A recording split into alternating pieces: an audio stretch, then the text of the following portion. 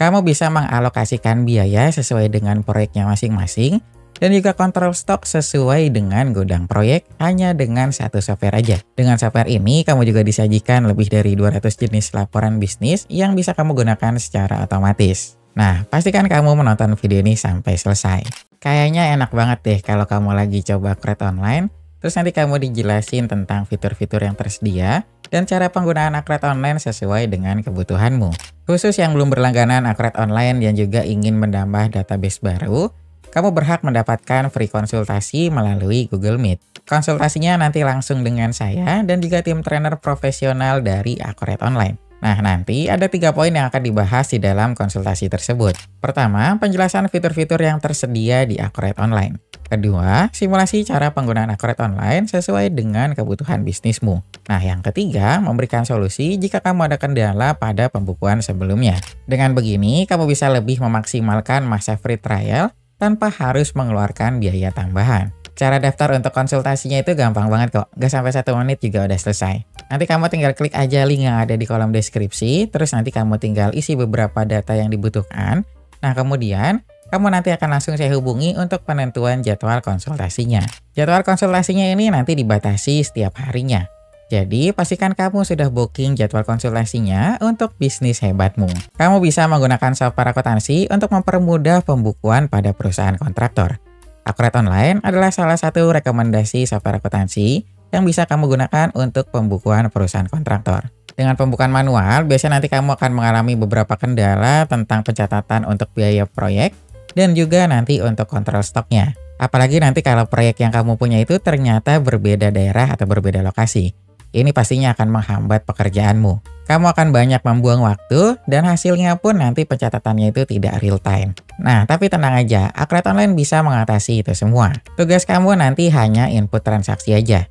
Nah, data yang kamu input itu nanti akan diproses otomatis oleh Acrobat Online sampai menjadi laporan bisnis yang kamu butuhkan. Enak banget kan? Supaya kamu bisa tahu sampai sejauh mana Acrobat Online dapat membantu pembukuan perusahaan kontraktor, saya akan menjelaskan cara menggunakannya supaya kamu juga ada gambarannya. Nah, sekarang saya udah ada di dalam database Acrobat Online. Database ini kita masih kosong, jadi saya juga baru buat ini database-nya. Nah, untuk penjelasan kali ini saya akan menjelaskan tentang penggunaan Acrobat Online untuk perusahaan kontraktor. Jadi tadi saya tuh baru input untuk saldo awal di akun perkiraan aja untuk kas and banknya. Jadi nanti kita cek dulu. Sebelum kita mulai, saya mau buka di laporan neracanya dulu, biar kamu ada gambarannya. Nah, ini kita masih kosong semua. Ini tadi saya masukin di Bank BC aja. Soalnya kan nanti kita untuk beli produk ya. Jadi saya tambahin di akun kas and bank sebagai saldo awal senilai 100 juta. Nah, sekarang kita langsung mulai aja. Jadi sebelum kita mulai untuk transaksi atau mulai pencatatan di Acrobat Online, pertama nanti kamu harus input master data terlebih dahulu. Nah, master data itu kita ada 5 jenis. Jadi nanti kita ada master data untuk akun perkiraan, daftar barang dan jasa, pelanggan, pemasok, dan juga aset tetap. Nah, nanti untuk 5 master data tersebut kamu bisa input ke dalam Acrobat Online. Itu nanti kamu bisa input satu per satu atau nanti kamu bisa import juga lewat Excel. Untuk video penjelasan import master datanya saya sudah buat sebelumnya. Jadi nanti kamu tinggal lihat aja video sebelumnya. Nanti untuk linknya saya akan simpan di atas. Nah, untuk penjelasan kali ini saya nggak akan import master data. Jadi nanti saya input satu-satu aja. Karena data yang kita perlukan itu nggak terlalu banyak. Jadi nanti kita mulainya itu dari modul persediaan. Karena tadi kan kita akun perkiraan udah ya. Jadi kita nambahin untuk Bank BC aja di sini. Ini karena nanti kita pakai untuk pembelian. Nah, sekarang kita masukin ke modul persediaan dan fitur barang dan jasa. Dan di sini nanti kita input nih, barang atau jasa apa aja yang kita pakai untuk transaksi. Nah, transaksi di sini bisa untuk penjualan dan pembelian. Jadi nanti kamu input semuanya di sini.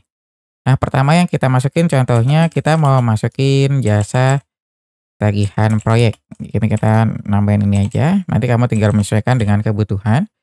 Nah, nanti kategorinya ini kamu bisa sesuaikan. Kamu mau campur aja semuanya atau kamu pengen filter per kategori. Contoh kita mau buat jasa. Jadi nanti kita kelihatan nih jasa apa aja yang kita jual. Saya buat kategori baru untuk nama jasa. Nah, untuk jenis barangnya di sini kita ada 4 jenis. Jadi nanti untuk persediaan ini nanti yang stoknya akan kita kontrol. Nah, untuk non persediaan nanti ini stoknya nggak bisa kita kontrol. Jadi ketika kita beli barang itu nanti langsung masuk ke beban perusahaan. Nah, ketiga nanti untuk jasa, dan yang keempat nanti ada grup. Nah, grup ini nanti digunakan seperti kayak penjualan parcel contohnya. Jadi nanti di dalam satu grup atau grouping ini, itu nanti ada beberapa jenis barang di dalamnya. Kayak parcel kan contohnya kayak gitu, dia nggak jauh beda. Jadi dalam parcel ada beberapa item di dalamnya, dan nanti kamu bisa jual secara grup. Kemudian karena saya ini mau input untuk data jasa tagihan proyek, jadi saya di sini pilih jenis barangnya itu yang jasa. Saya pilih yang jasa, nah nanti satuannya kamu tinggal pilih di sini, satuannya apa. Kamu bisa pieces atau kamu bisa tambah lagi, mau per hari itu nanti kamu juga bisa. Atau nanti per paks juga kamu bisa, nanti tinggal kamu sesuaikan aja. Jadi contohnya saya per paks aja biar gampang. Nah terus kalau udah, nanti kita juga ada tab atau halaman selanjutnya yang bisa kamu tambahkan di sini. Nah ini kan kita jasa ya. Nah nanti di sini ini ada pilihan untuk tab penjualan atau pembelian. Jadi nanti kamu bisa tambahkan PPN, nanti juga kamu kalau ada PPh juga kamu bisa tambahkan di sini. Atau nanti kita juga ada default harga jualnya. Jadi nanti kalau kamu input di sini, nanti ketika kamu input transaksi penjualan, dia langsung muncul harganya otomatis. Atau kalau kamu kosongin juga bisa, ini nggak masalah. Misalkan kamu kosongin ya nanti ketika kamu input data tersebut di transaksi penjualan, itu nanti dia nggak ada nominalnya. Tapi nanti keduanya itu nanti kamu bisa masih edit lagi di transaksi tersebut. Jadi contohnya ini saya masukin 1 juta aja per pax-nya. Nah ini untuk PPN dan PPh-nya saya kosongin aja. Karena saya nggak perlu pakai PPN dan PPh. Jadi ini kita bisa lanjut. Terus akun perkiraannya juga nanti kamu bisa setting di sini. Jadi nanti kalau ini bebannya dia masuk ke mana, terus nanti penjualannya masuk ke mana, terus nanti diskonnya itu masuk ke mana, kamu bisa sesuaikan. Nah, kemudian kita ada tab lain, ini mungkin nanti untuk catatan aja. Nah, ini saya udah selesai. Ini saya udah input untuk jasa tagihan proyek di sini. Nah, ini kita simpan. Nah, kemudian gimana kalau kamu pengen catat atau kontrol stoknya juga? Jadi biasanya di perusahaan kontraktor itu kita ada 2 jenis nih, yang biasa saya temui di klien saya. Jadi pertama ada perusahaan yang stoknya itu dikontrol dari perusahaan kontraktor tersebut, atau dia ada juga ketika dia beli barang itu langsung masuk ke beban, jadi stoknya itu nggak dikontrol. Nah itu nanti ada kedua case atau kedua kasus seperti itu di beberapa klien saya yang saya temui. Nah nanti kamu tinggal sesuaikan aja.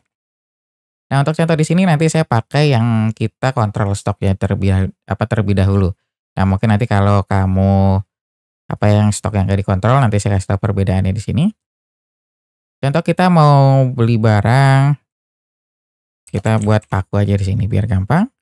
Nah, ini kategorinya saya buatnya material. Kita simpan sebagai data baru. Dan karena stoknya saya mau kontrol, ini berarti saya pilihnya yang persediaan. Nah, kalau kamu stok yang nggak dikontrol, nanti kamu pilihnya yang non persediaan di sini. Ini saya pilih yang persediaan karena saya mau kontrol stoknya. Nah, satuannya nanti kamu tinggal pilih. Contoh saya mau satuannya per pieces. Nah, nanti kamu tinggal masukin. Nah, kalau ada barcode-nya juga kamu bisa masukin barcode di sini atau nanti kita juga ada nomor seri atau nomor produksinya di sini. Nanti kamu tinggal sesuaikan. Nah, terus kita masuk ke tab penjualan dan pembelian. Ini hampir sama, cuma dia kalau untuk yang jenis barangnya persediaan dia lebih banyak kolom-kolomnya yang bisa kamu tambahkan. Ini untuk harga jual satuannya kita nggak masukin di sini karena kan kita nggak jual. Jadi kita cuma beli aja terus nanti kita pakai di proyeknya. Nah ini saya kosongin. Terus nanti stok awalnya juga kita kosong karena nanti kita akan praktek untuk pembelian barangnya. Nah akun-akun perkiraannya juga nanti ini saya nggak perlu diubah. Nanti kalau kamu mau sesuaikan itu kamu juga bisa. Nah nanti di sini juga ada tab untuk kamu input gambar di sini. Dan lain-lain nanti dia lebih lengkap. Jadi selain catatan, nanti kamu juga bisa masukin dimensi dan beratnya di sini. Nah, ini saya udah selesai, ini nggak ada perlu yang saya ubah atau tambah lagi. Ini saya mau nyimpan untuk nama barangnya itu paku di sini. Nah, ini kita simpan. Nah, contohnya kita mau nambah lagi selain paku apa? Contoh kita mau nambah kayu di sini sebagai contoh. Nah, ini sebagai material kita masukin ini persediaan. Ini juga kita pilihnya per piece contohnya. Nah, di sini juga saya nggak ada yang diubah. Ini saya kosongin aja. Nah, terus kita simpan di sini. Nah, berarti kita udah punya 3 item di sini. 1 jasa dan 2 persediaan. Jadi kita ada kayu dan paku sebagai persediaan, dan satu lagi kita ada jasa tagihan proyek. Nah, berarti sekarang kita udah bisa untuk contoh input transaksinya. Cuma ini kan kita stoknya masih kosong ya. Nah, berarti kita harus masukin kuantitasnya nih. Kuantitasnya nanti kita bisa masukin lewat modul pembelian. Jadi nanti kita perlu beli ke supplier terlebih dahulu. Nah, selain itu nanti sebelum kita input transaksi, jadi kalau untuk perusahaan kontraktor, itu kan nanti dia perlu laporan laba rugi per proyek. Jadi nanti kamu bisa lihat kinerja per proyek kamu. Nah, untuk kalau kamu pengen pisahin laporannya kayak gitu, jadi kita perlu tambahan fitur add-on di Akurat Online. Jadi nanti kamu bisa pisahin nih transaksi tersebut untuk proyek mana, nanti transaksi berikutnya itu untuk proyek mana. Jadi nanti hasil akhirnya kamu ada laporan khusus untuk per proyeknya. Nah, untuk tambah add-on-nya, nanti kamu tinggal masuk ke sini, ke modul pengaturan, dan di sini kita ada fitur untuk Akurat Store. Nah, nanti kamu tinggal klik aja dan pilih di sini Cost and Profit Center. Nanti kamu tinggal klik. Nah, ini karena dia statusnya itu fitur add-on, atau fitur tambahan yang disediakan oleh Akurat Online, jadi nanti dia ada biaya tambahan lagi. Untuk biaya tambahannya nanti tertera di sini, dia 100.000 per bulan.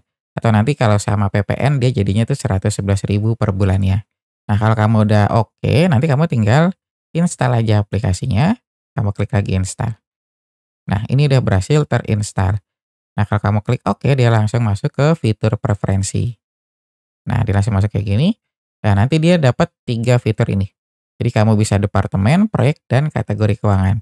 Cuma kita sekarang butuhnya proyek aja. Nah, ini kita kosongin. Nah, sekarang kita simpan. Nah, ini kita udah berhasil disimpan. Sekarang kita tambahin proyeknya terlebih dahulu. Untuk tambah proyek kita ada di perusahaan di sini dan di sini kita ada fitur untuk proyek. Kita tambahin. Contoh kita buatnya proyek A. Nih kamu bisa masukin alamatnya lebih jelas di sini. Terus nanti ada lain-lain, ada saldo juga. Nanti kamu tinggal sesuaikan. Nah, terus kalau udah oke, ini saya nggak perlu ada yang diubah lagi, jadi saya langsung simpan aja di sini. Nah, ini saya tinggal simpan aja di sini. Nah, contohnya saya masukin lagi proyek B. Ini saya langsung simpan aja. Nah, jadi saya punya 2 proyek di sini. Jadi ada proyek A dan proyek B. Ini sebentar saya tukar dulu posisi kolomnya. Nah, jadi kita punya 2 proyek, ada proyek A dan proyek B. Nah, sekarang kita tinggal masuk untuk pencatatan transaksinya. Nah, ini kan kita ada untuk daftar laporan ya. Ini kita sambil buka daftar laporan. Nah, contohnya ini saya close dulu sebentar. Nah, contohnya kita dapat transaksi penjualan nih. Nah, kita nanti contohnya dapat penjualan itu untuk proyek. Kita tinggal masukin di sini di modul penjualan. Dan modul penjualan ini kita alurnya juga lumayan lengkap. Jadi untuk fiturnya di sini kita ada penawaran, pesanan, pengiriman, faktur, dan penerimaan penjualan. Nah, mungkin di sini kamu nggak harus ngikutin 100% seperti yang ada di Angkret Online. Jadi nanti kamu bisa sesuaikan dengan kebutuhan yang ada di perusahaan. Nah, biasanya kalau untuk perusahaan kontraktor itu, dia kan nggak ada pengiriman pesanan ya, karena kan dia nggak ada kirim barang ke pelanggan. Jadi biasanya nanti kamu bisa dari pesanan, terus nanti dari faktur, terus langsung ke penerimaan penjualan. Itu bisa kayak gitu. Atau nanti kamu bisa juga langsung dari faktur penjualan dan penerimaan penjualan. Itu juga nggak masalah. Jadi nanti tinggal sesuaikan dengan kebutuhan. Nah, yang paling penting nanti untuk transaksi tersingkat atau untuk alur tersingkat di modul penjualan ini, kita mulai dari faktur penjualan dan penerimaan penjualan. Jadi minimal itu ada 2 fitur ini yang bisa kamu gunakan. Nah, untuk faktor penjualan ini nanti untuk pengakuan piutang pelanggannya, dan penerimaan penjualan ini nanti untuk pelunasan piutang pelanggan tersebut. Nah, contohnya kita mau langsung dari faktur penjualan aja nih. Jadi nanti biar cepat aja di sini. Nah, kamu tinggal klik aja fitur faktur penjualan. Nah, ini adalah tampilan untuk faktur penjualannya. Jadi nanti di sini kamu bisa masukin pelanggan, terus tanggal transaksinya. Kamu tinggal input aja sesuai kebutuhan. Dan ini kan kita masih kosong nih nama pelanggannya. Kamu bisa tambahin aja di sini. Contohnya kita ada pesanan dari PTA. Nah, kita tinggal masukin di sini. Nah, terus tanggal transaksinya juga kamu bisa input. Dan nanti di sini itemnya kamu bisa pilih. Contoh kita mau pakai jasa tagihan proyek nih. Nah, terus nanti kelihatan nih. Oh, dia mau mesennya itu berapa packs. Di sini contohnya dia mau mesennya 10. Kayak gitu. Nah, di sini juga jasa tagihannya itu kamu bisa rename lagi. Contoh kita mau jasa pasang kabel di sini contohnya. Atau instalasi kabel. instalasi. Nah, kayak gini. Kamu bisa rename lagi di sini, ini juga nggak masalah. Dan nanti di info lainnya, di sini kamu ada tab untuk proyek. Jadi nanti kamu dipilih nih, ini dia pendapatan itu masuknya kemana? Ke proyek A atau ke proyek B? Contohnya kita masukin ke proyek A di sini. Nah, nanti kamu tinggal klik lanjut. Nah, terus setelah itu kita ada tab-tab lainnya yang bisa kamu isi. Di sini nanti ada syarat pembayaran juga, terus nanti ada alamat, atau dan lain sebagainya, sampai keterangan yang bisa kamu lengkapi di sini. Contohnya kita mau masukin ke syarat pembayaran, nanti kita bisa pilih nih, contohnya kita mau temponya itu 30 hari. Dan udah, kita tinggal simpan. Dan kalau kamu udah simpan faktur penjualan, itu yang tadi saya bilang sebelumnya, jadi untuk faktur penjualan ini nanti untuk pengakuan piutang pelanggannya. Nah, berarti nanti kamu ada tambahan laporan di sini yang bisa kamu buka. Contohnya kita laporan piutang, di sini kita bisa cek faktur belum lunasnya. Nah, jadi nanti kelihatan nih. Oh, ternyata kita ada piutang nih untuk pelanggan atas nama PT A. Ini dengan nomor transaksi sekian, tanggal transaksinya sekian, ini jatuh temponya tanggal 13 Juni. Karena kan tadi kita yang 30 hari ya, dia syarat pembayarannya. Jadi dia jatuh temponya tanggal 13 Juni. Nah, nanti kelihatan juga totalnya itu berapa sama total piutangnya itu berapa. Di sini nanti kelihatan semuanya. Nah, nanti kalau kamu punya beberapa customer di sini ya nanti dia muncul semuanya di sini. Nanti mungkin saya sambil contohin biar kamu lihat gambarannya. Nah, terus contohnya kita punya pendapatan lagi nih. Kita punya orderan lagi atas nama PTB, kita namainnya di sini. Nah, nanti kamu tinggal tambahin aja di sini PTB. Ini kan kita karena data kosong ya, jadi kita masih input manual. Nah, di sini kita masukin jasa tagihan proyeknya. Contohnya kita sama aja ya, instalasi kabel juga. Nah, dia mesennya berapa? Contoh dia mesennya 5 packs dan info lainnya kita masukin ke proyek B di sini. Nah, kita lanjut. Terus syarat pembayarannya dia contohnya yang 60 hari. Kita tinggal simpan. Dan nanti di sini, ini kan tadi baru PT aja. Kalau kita refresh, dia muncul lagi di sini PTB. Jadi kelihatan di sini. Nanti kalau PTA ini juga nambah piutang, nanti dia nambah lagi transaksinya di bawah sini. Begitu seterusnya. Jadi nanti semuanya kelihatan. Nah, terus selain itu di laporan racanya juga, nanti dia akan bertambah di sini. Nah, dia ada piutang usaha senilai 15 juta. Jadi nanti sesuai. Di sini ada 10 sama 5 juta. Dia akan bertambah di sini. Nah, kemudian yang tadi saya bilang sebelumnya, jadi kita punya laporan laba rugi per proyek. Nah, ini karena tadi saya bukanya sebelum nambahin add-on, ini saya close dulu sebentar. Nah, ini saya buka ulang. Nah, di sini dia ada tambahan pusat laba dan biaya. Nanti kita lihatnya tuh yang laba rugi per proyek. Nah, nanti kelihatan. Contoh kita mau ngelihat sampai akhir bulan. Atau tadi kan kita ada yang net 60 ya. Ini kita masukinnya sampai bulan Juli contohnya. Ini kita mau cek. Nah, proyeknya apa aja yang mau kamu tampilkan? Kita mau proyek A, proyek B, dan yang non-proyek. Ini saya mau tampilkan semuanya di sini. Nah, setelah itu kita tinggal tampilkan. Nah, nanti kelihatan semuanya. Nah, jadi piutang tersebut kita udah akui sebagai pendapatan di sini. Tadi kan kita yang proyek A itu 10 juta, dan proyek B-nya 5 juta. Ini saya sambil buka laporan yang tadi, piutangnya tadi kan sempat ketutup ya. Kita buka lagi. Nah, ini kelihatan sama tadi laporan neracanya. Nah, dia kelihatan semua kayak gini. Nah, terus karena kita udah dapat proyek nih untuk pemasangan kabel, nah sekarang kita harus melakukan pembelian. Ini tadi saya salah masukin di sini, saya input jasanya instalasi kabel tapi materialnya kita pakai kayu dan paku. Ini saya tambahin lagi, biar kita lebih real. Ini kita tambahin kabel sebagai material. Nah, satuannya kita apa? Contohnya kita mau pakainya per meter. Kita pakai yang M aja. Nah, ini kita nggak perlu ada yang diisi lagi. Ini kita kosongin. Terus kita tinggal simpan. Nah, sekarang kita mau nambahin barang tersebut. Karena kan kita kabelnya masih kosong nih stoknya. Bagaimana caranya kita nambahin stok tersebut? Nah, berarti kita harus beli ke supplier. Nah, sekarang untuk pembeliannya, ini nanti kita tinggal pakai modul pembelian di sini. Nah, untuk alurnya dia nggak jauh berbeda kayak alur yang ada di penjualan. Cuma dia nggak ada pesanan, nggak ada pesanan pembelian, atau penawaran pembelian, maaf. Jadi kalau di penjualan ini kan ada penawaran, pesanan, pengiriman, faktur, dan penerimaan. Nah, kalau di pembelian, nanti dia masuknya itu ke pesanan, penerimaan barang, faktur, dan pembayaran pembelian. Nah, tapi enaknya tadi saya juga lupa sampaikan di awal ya. Jadi biasanya kan proyek itu kita ada beberapa yang beda daerah, atau dia daerah itu jauh dari kantor pusat. Nah, gimana caranya kalau saya pengen kontrol stoknya tuh per gudang proyek? Nah, itu juga biasanya ada beberapa kasus di customer saya tuh kayak gitu. Jadi enaknya di Akrotolan itu kan kita udah ada multi gudang. Nah, fiturnya di sini kita ada multi gudang. Nah, nanti kita bisa tambahkan. Nanti kita tambahkan gudangnya sesuai dengan jumlah proyek yang ada. Tadi kan kita ada 2 proyek ya. Kita tinggal tambahin aja gudang proyek A di sini. Ini kita simpan. Dan terus kita tambahin lagi gudang proyek B. Nah, ini kita simpan juga. Jadi kita udah punya 2 gudang di sini. Kita ada gudang proyek A dan gudang proyek B.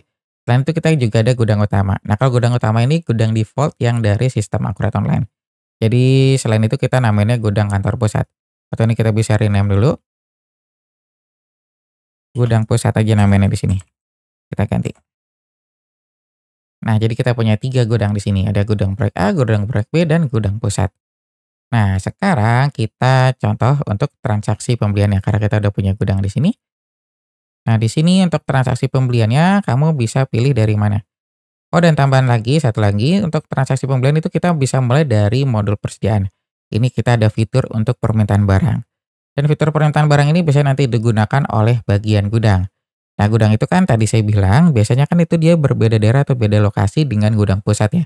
Nah, biasanya nanti di masing-masing daerah itu atau masing-masing proyek dia punya PIC khusus untuk kontrol stoknya. Nah, nanti PIC tersebut tinggal input dari fitur permintaan barang aja di sini.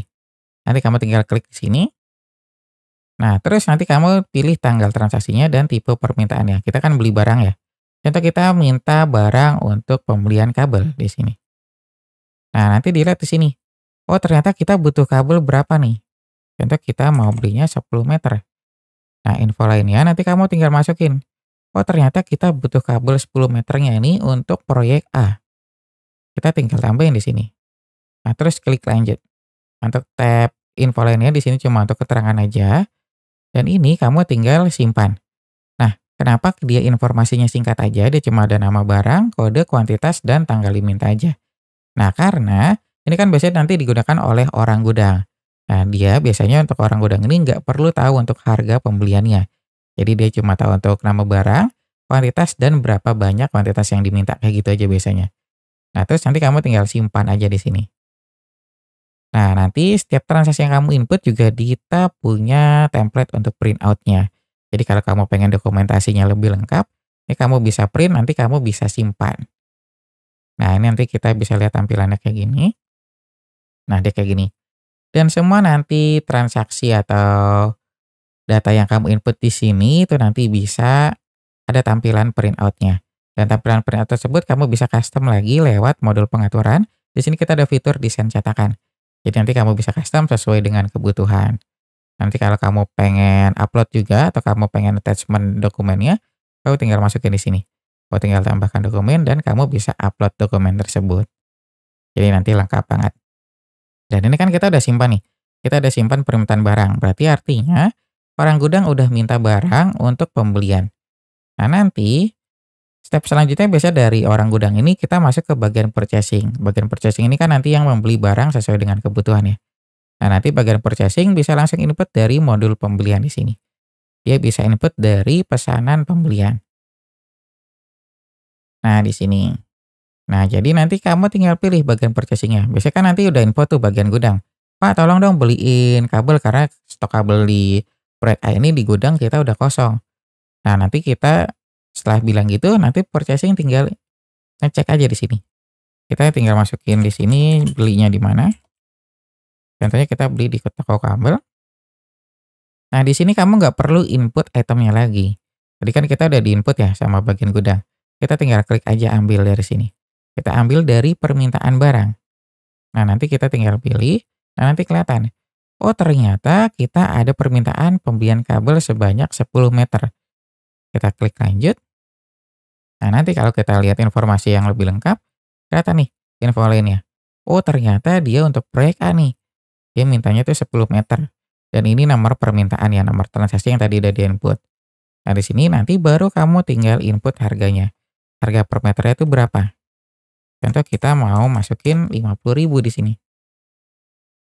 Nah, berarti kita butuh biaya itu 500.000. Nah, terus kita nanti ditanya di sini, ini masuknya tuh ke gudang mana? Kamu bisa langsung masukin ke gudang proyek A, atau nanti kamu bisa masukin ke gudang pusat dulu, baru nanti kamu kirim ke gudang proyek A.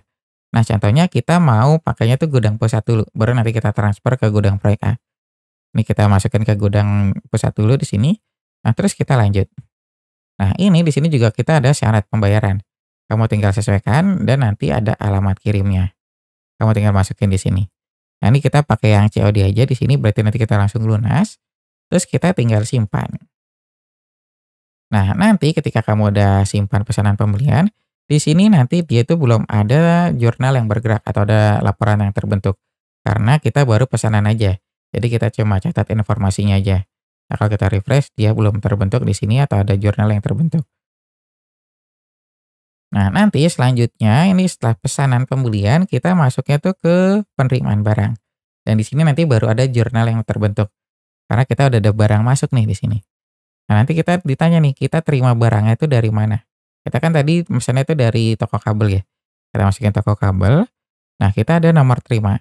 Nah, di sini kita ada dua nomor, ada nomor terima dan nomor form. Nomor terima ini nanti nomor surat jalan yang kita dapat dari supplier, dan nomor form ini nanti untuk internal perusahaan kita aja. Dan nomor surat jalan ini nanti kamu wajib isi. Contoh kita isi asal aja di sini. Nah, terus kamu juga tinggal klik ambil aja di sini. Kita ambil dari pesanan. Nah, nanti kita lihat di sini. Nah, nanti kelihatan. Oh, ternyata kita ada barang datang nih untuk kabel. Ini sebanyak 10 meter, ini nanti masuknya ke gudang pusat. Ini kita tinggal klik lanjut. Dan di sini juga dia informasinya nggak lengkap atau nggak terlalu banyak. Jadi dia cuma ada nama barang, kode, dan kuantitasnya aja. Nah, kenapa kayak gitu? Karena dia untuk fitur ini juga nanti digunakan oleh orang gudang. Jadi nanti dia nggak perlu informasi lengkap. Nah, jadi untuk informasinya itu nanti ada kayak gini aja, dia nggak terlalu banyak juga. Nah, kalau udah oke semua, kamu tinggal simpan aja di sini. Nah, kalau kamu ada simpan di fitur penerimaan barang ini, nanti kalau kamu cek lagi transaksinya, ini kamu bisa lihat jurnalnya. Kita cek ada rincian jurnalnya. Nah, nanti dia ada masuk ke persediaan dan hutang pembelian belum ditagih.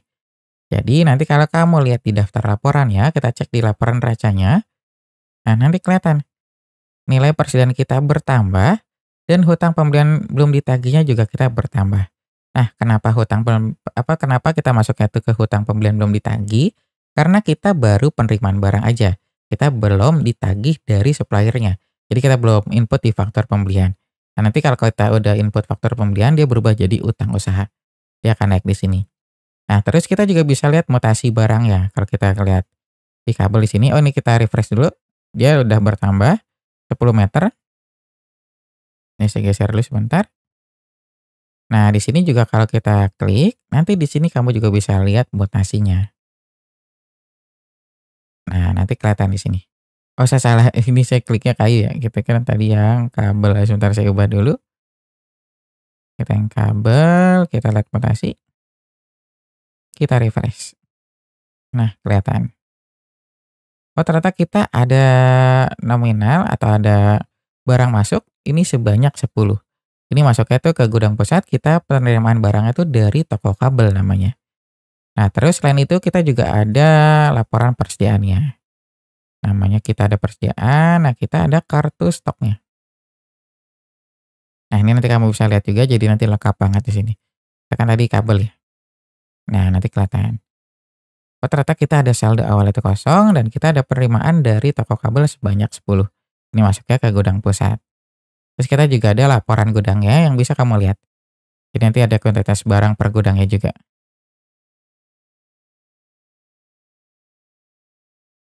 Nah, ini kita bisa lihat semuanya.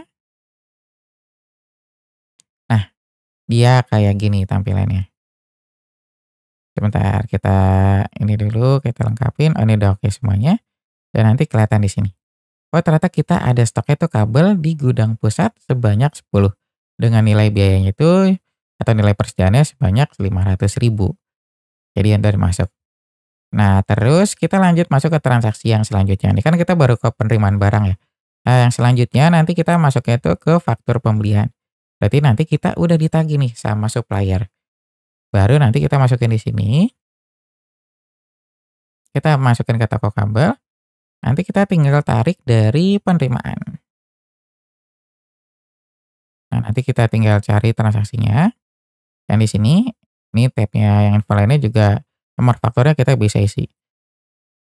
Nomor faktur ini nanti nomor invoice yang didapat dari supplier, nah nomor form ini nanti untuk internal perusahaan kita aja. Nah, syarat pembayarannya kita tetap yang COD karena kita nanti mau lunas. Nah, kita tinggal simpan. Dan di sini baru nanti kita cek lagi yang di laporan racanya, tapi kan dia belum ditagih ya di sini. Nanti dia akan naik ke utang usaha. Nah, kalau kamu pengen lihat juga laporan utangnya, dia hampir mirip kayak laporan piutang. Nanti dia akan muncul juga. Tampilannya juga dia nggak jauh beda kayak gini. Nah, untuk pelunasan utangnya, ini kan tadi kita udah faktur pembelian ya. Nah, untuk pelunasan utangnya, berarti nanti kita tinggal masuk ke pembelian lagi, kita masuk ke pembayaran pembelian. Nah, ini berarti nanti kita tinggal masukin untuk pelunasan utangnya. Nanti kamu ditanya nih, kamu mau bayarnya tuh kemana? Kita kan tadi ke toko kabel, terus nanti kamu mau bayarnya tuh pakai uang yang ada di mana. Kamu nanti bisa masuk ke kas kecil, bank BCA, atau yang lainnya. Nanti kamu bisa tambahkan akun perkiraan untuk kas and bank. Nah, cuma karena saya ada saldonya di bank BCA, saya pakai bank BCA di sini. Nah, terus kita tinggal klik ambil. Nah, nanti kelihatan, oh ternyata kita punya utang 500.000 ke toko kabel. Di sini kamu bisa bayar parsial atau kamu pengen bayar semuanya. Kalau kamu bayar parsial, nanti kamu tinggal edit aja. Kita 100.000 di sini. Nanti kamu tinggal klik lanjut, terus hitung nilai pembayaran. Nah, kayak gini. Atau kamu pengen langsung lunasin, itu juga bisa. Ini contohnya kita mau langsung lunasin aja. Nanti kita tinggal hitung nilai pembayaran. Baru kamu simpan. Dan di sini kalau kita cek lagi, ini kan tadi kita masih punya utang senilai 500.000. Kalau kita refresh, dia akan 0 di sini karena kita udah lunas semuanya. Nah, di laporan racanya, nanti dia akan berkurang saldo kas and bank kita. Nah, dia akan berkurang 500.000, terus utang usahanya dia menghilang. Dan nilai persediaannya dia tetap bertambah jadi 500.000. Nah, ini kita udah selesai untuk pencatatan transaksi pembeliannya.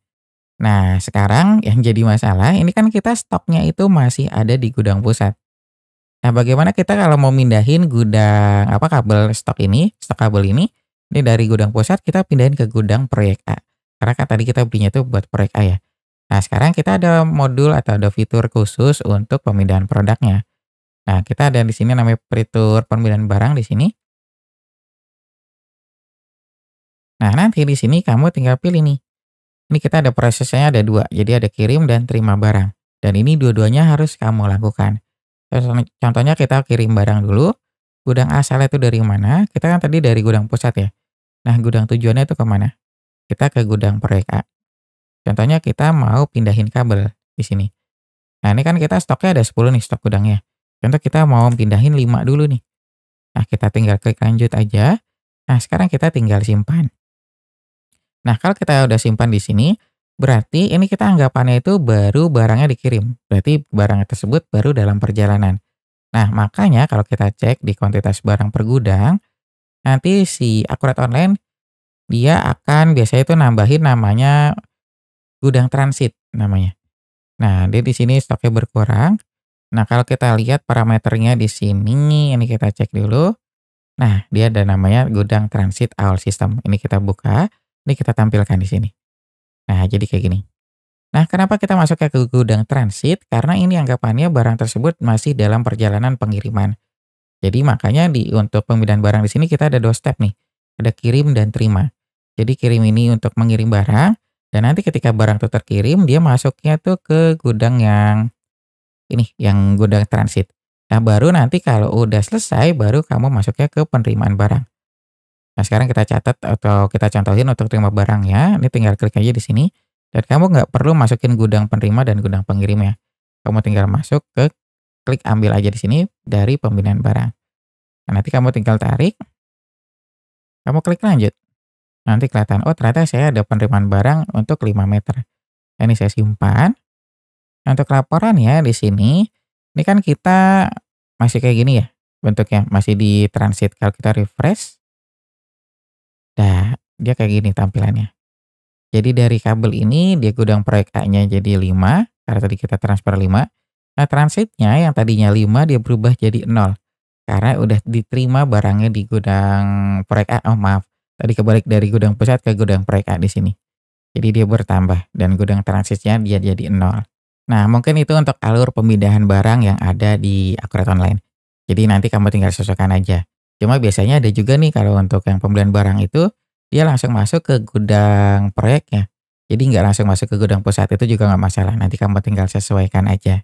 Nah kemudian masalah yang selanjutnya ini bagaimana kita mau pakai stok tersebut. Nah pasti kan stok yang kabel ini kan udah di gudang proyek A ya. Otomatis kabel ini akan dipakai nih untuk proyek tersebut. Nah bagaimana pencatatannya di Akurat Online? Nah untuk pencatatannya biasanya kalau barang yang ingin kita pakai untuk proyek tersebut, saya biasanya menyarankan untuk pakai fitur inventory adjustment. Jadi untuk pengurangan barang ya. Nah ini kita close dulu sebentar. Pembayaran pulihnya saya tutup, ini saya tutup juga. Ini saya tutup, berarti tinggal faktur penjualan, ini kita close juga. Kita tinggal daftar laporan aja kita buka di sini. Nah sekarang kita masuk ke inventory adjustment. Kita ada di modul persediaan dan kita masuk ke fitur penyesuaian persediaan. Nah, nanti di fitur ini sebenarnya dia ada pilihan untuk akun penyesuaiannya. Jadi ketika barang itu kamu kurangi, itu nilainya kamu mau masukin kemana. Dan nanti, ini kan kita akun perkiraannya belum lengkap di sini ya. Nah, nanti kamu bisa sesuaikan. Untuk nilai persediaan itu nanti bisa kamu buatkan akun perkiraan khusus beban, nanti kamu bisa masukin ke biaya material, namanya atau nanti kamu bisa sesuaikan, atau kamu juga bisa masuk ke HPP-nya atau beban pokok penjualan. Nanti kamu bisa sesuaikan juga. Nah, contohnya ini kan kita bisa lihat nih di sini. Nah, dia kan belum lengkap di sini ya. Kita bisa lihat di beban pokoknya. Oh, maaf. Salah, kita di beban pokok penjualan. Nah, dia baru ada satu aja di sini. Contohnya saya mau masukin ke beban pokok penjualan aja. Di sini kita tinggal masuk. Ini enggak sub akun, ini kan tadi kita 5101 ya. Saya contohnya mau buat 5102. Namanya HPP material. Ini saya buat contoh aja ya, nanti kamu tinggal sesuaikan aja. Nah, ini udah kita simpan. Nah, setelah kamu buat akun perkiraan di sini, nanti kamu masuk ke fitur preferensi terlebih dahulu untuk mendaftarkan akun yang sudah kamu buat. Nanti kamu tinggal masuk ke tab akun perkiraan. Di sini ada tab untuk persediaan dan di sini ada tab untuk akun penyesuaian, kolom untuk akun penyesuaian. Di sini kamu tinggal pilih, tadi kan kita HPP ya. HPP material di sini. Nah, sekarang kita simpan. Nah, terus kita tinggal masukin fitur atau kita catat di fitur penyesuaian persediaan. Berarti kan kita ada kabel yang mau dipakai nih. Nah, kita tinggal masukin. Oh maaf, ini kayu, tadi kan kita masuknya kabel. Nah, nanti ditanya nih, kita mau penambahan atau pengurangan? Kita kan mau pengurangan ya, karena stoknya ini kan kita mau pakai. Kamu mau ngurangin berapa? Contohnya kita mau ngurangin 3 dulu. Nanti di sini kamu ditanya, pengurangan itu kamu mau pakai di proyek mana? Kita mau pakai di proyek A, nah terus kamu tinggal lanjut aja di sini. Nah, terus kamu tinggal simpan. Nah, nanti fungsinya di sini fitur penyesuaian persediaan, dia kan nanti stok itu akan berkurang nilai persediaannya. Nah, nanti kita alihkan ke HPP. Kita alihkan ke beban. Nanti dia munculnya di sini, di laporan laba rugi per proyek. Kalau kamu refresh, oh sebentar, ini dia belum berubah karena tadi saya belum ganti ya, lupa di pencarian persediaannya. Ini kamu bisa lihat lagi, ini kan tadi kita ada di sini ya, di daftar. Kamu tinggal klik. Nah, ini tadi saya masih ekuitas saldo awal di sini. Ini kita bisa ubah aja ke jadi HPP material. Nah, ini kita simpan. Nah, nanti juga kamu bisa lihat jurnalnya di sini. Kita bisa lihat jurnalnya. Nah, nanti kelihatan HPP material pada persediaan. Dan di sini di daftar laporannya, kalau kamu refresh, ini kan baru ada pendapatan aja nih untuk proyek A ya. Kalau kamu refresh, baru dia akan muncul HPP materialnya. Nilainya 150.000, karena kan tadi kita baru 3 aja ya. Jadi nanti dia kelihatan di sini.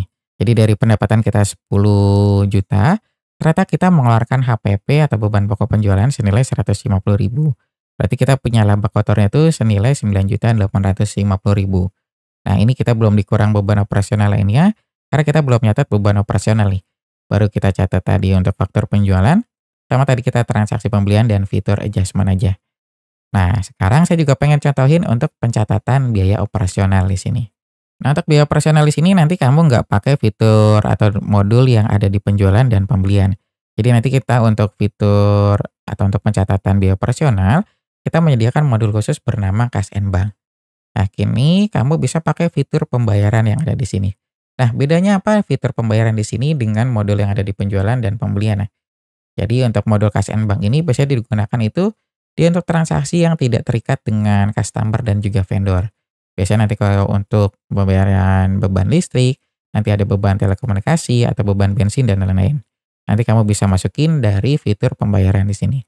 Nah, contohnya kita input aja di sini untuk fitur pembayaran. Nah, nanti kita ditanya nih, kita mau nyatetnya itu untuk atau menggunakan Cash and Bank apa? Ini kita pakai akun yang tadi Bank BCA karena kita ada saldonya di sini. Nah, terus nanti ditanya tanggal transaksinya itu tanggal berapa? Contoh kita ada pengeluaran tanggal 23 nih. Nah, kita mau bayar apa?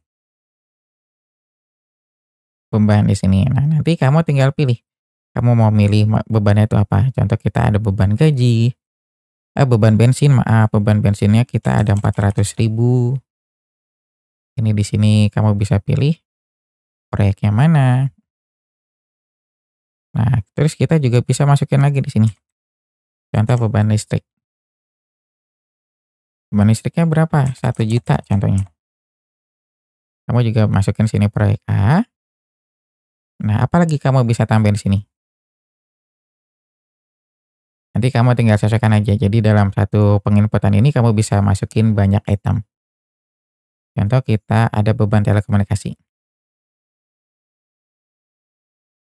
Nah, kita lanjut di sini. Nah, kalau udah kamu tinggal klik aja simpan. Jadi kan kita udah alokasi semuanya ke proyek A ya. Dan nanti kalau kamu udah simpan, dia langsung masuknya di sini. Nah, dia akan bertambah. Jadi semuanya nanti real time. Jadi kan tadi kita masukin beban bensin, beban listrik, dan beban telekomunikasi. Nah, dia langsung masuk ke sini. Jadi dari laba kotor kita yang 9.800.000, itu nanti kita dikurangin beban operasionalnya senilai 1.500.000. Jadi kita punya laba bersihnya sekian. Jadi 8.350.000. Nah, mungkin itu aja penjelasan yang bisa saya berikan tentang penggunaan akurat online untuk perusahaan kontraktor. Nah, enak banget tadi kalau kamu lihat. Jadi semuanya itu dia terintegrasi dan semuanya real time.